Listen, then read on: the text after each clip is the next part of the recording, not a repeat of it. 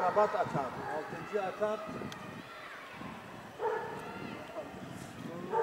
5. hatta bir aydan beri anahtarımızı aldık. Firma sahipleri gelip de eksiklerini tamamlanmıyorlar.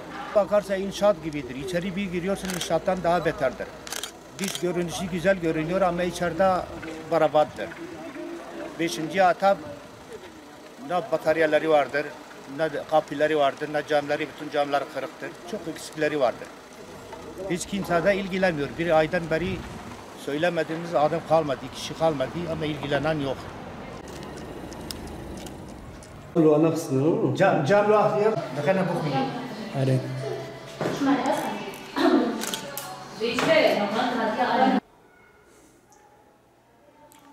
İstiyor kolay yine, kolay iş istiyor.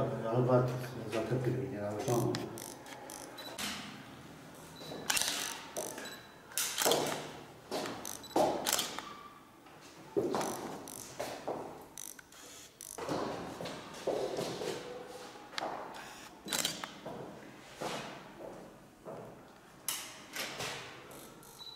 Gördüğün gibi zaten hepsi sudadır, yaramazdır, su çekiyorlar, biz söktük yaptık yani. Başkası takmak zorunda. Yaramaz zaten, su çekiyorlar, biz yenileri yaptık.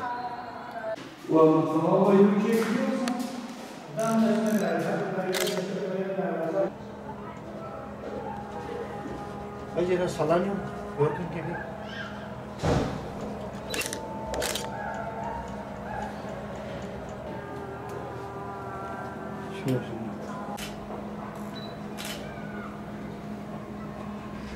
Ya bir çektim yoksa absurde tutma var, avan belki mesela milyar parayla boya yine boya.